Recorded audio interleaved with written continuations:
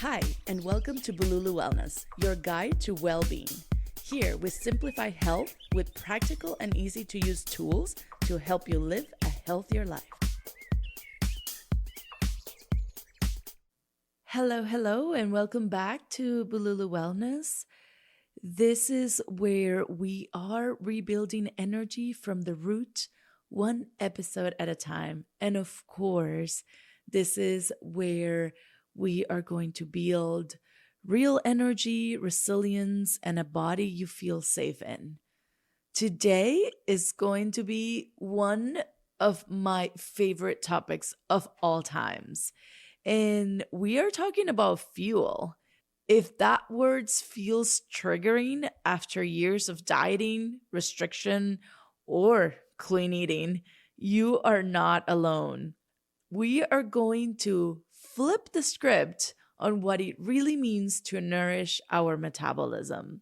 So, my friends, let me tell you, for years, I was in the fitness industry and I represented one of the most famous companies out there. And there was times that I didn't understand what my body needs. Now, you need to understand something. I came from South America, where my mom is Peruvian and my dad Italian, and we looked very different that the country that I was living in. And I always felt a bigger body. My height was a little bit bigger. I was very muscular from the beginning. When I was 7, I went to the doctor, and because of my BMI, the doctor told my mom that I was overweight and to stop feeding me Oreos, which the most hilarious part about that story is that we never got Oreos or anything in the house. I always had to go to my neighbor's house in order to eat the Oreos. So it was interesting that since at age 7, I was being told that I was overweight. And I wish that you can see my pictures. And maybe if you follow me on social media, you've seen them. But when I look at my pictures now, I feel so much compassion for that little girl that was just simply being. And if that little girl looks like an overweight girl, I don't know what to tell you. Since I was very young, I was really conscious of eating. Especially also my brother was put on a diet, and I feel that I kind of experienced a little bit of a disorder eating since young, but I never saw my weight change. Now, in adolescent years, which is interesting, you have to eat a lot more than any other years, except for when you are a baby and you're growing up. But adolescent years is the years that you can feed your body 2,500, 3,000 calories, and your body will burn it. But at the same time, because of being a girl and always obsessing about how little I should be eating, I was not eating enough for the activity levels that I was having. For years, I was obsessed with eating, I wouldn't say as little as possible, but I was very self-conscious of what I was eating. I was eating very low calories for sure. And I was really always in fear of carbs or just trying to eat protein bars and shakes because that's what the media and the marketing was sending this message to me that I should be eating. I thought I was super disciplined.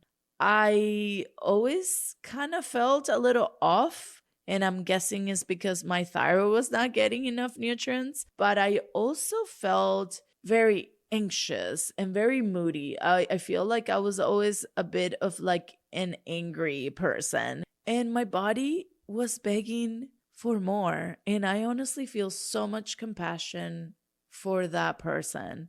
What I did not know is that I truly wasn't broken. I was just under fueling, and nobody ever told me that.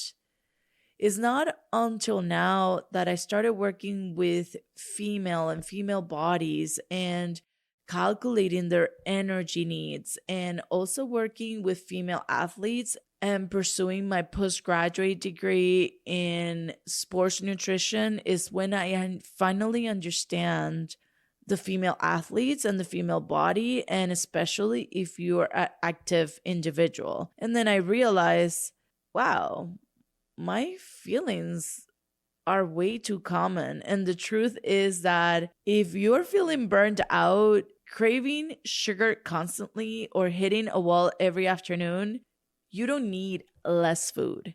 You need smarter fuel.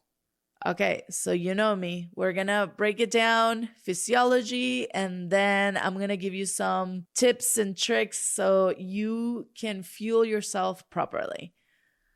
Okay, so let's break it down.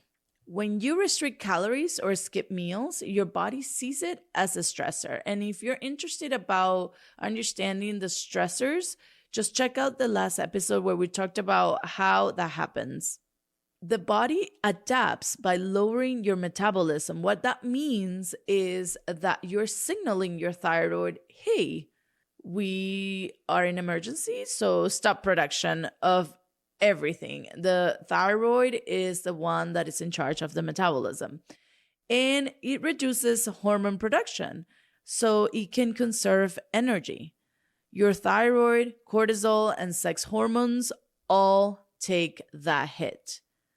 This is why women who diet chronically often lose their cycle, feel cold, or cannot build muscle, or just get really stuck in that weight loss plateau. Now, this is super common, everybody, but it's not just about calories, it's about cellular fuel availability. Let me say that one more time: cellular fuel availability. So, when you eat enough protein, carbs, and fats at the right time, you will stabilize your blood sugar, you will support your cortisol regulation, and you create a safety in your body. And this is what boosts metabolism. So if your energy is crashing, it's not really about willpower problem. It's about a fuel problem. And once again, this is something that I see all the time. Every time I put someone on a higher calorie diet because they've been dieting for a long time and they're just eating 1,000, 1,200 calories, and all of a sudden this body truly needs 1,800, 2,000 calories, you start seeing results. And I know sometimes you don't believe me, but please believe in this. I've been there, done that. It's not fun. Let's just reset all this. This week, instead of asking, what can I cut in regards of food, ask yourself, what can I add to fuel better? You can also try this energy building meal structure. 1 palm of protein. It could be chicken, it could be eggs, it could be lentils, turkey. Then add 1 cupped hand of carbs. It could be rice, it could be sweet potato, it can be fruit. 1 thumb of fat, which it could be your nuts, your olive oil, your seeds, and fiber-rich vegetables, such as spinach, peppers, zucchini, all you want. And just notice, how do you feel after fueling your body intentionally? This small shift can rewire your metabolism and your mindset. Like I said, friends, underfueling is a big issue, and I want to make sure that you are successful and feeling great every single day of your life. If this clicked for you, I would love for you to share this episode with someone who's tired of the diet roller coaster. And if you're curious about learning how to fuel, not restrict, check out the Energy Reset program. It's where we rebuild your energy from the ground up.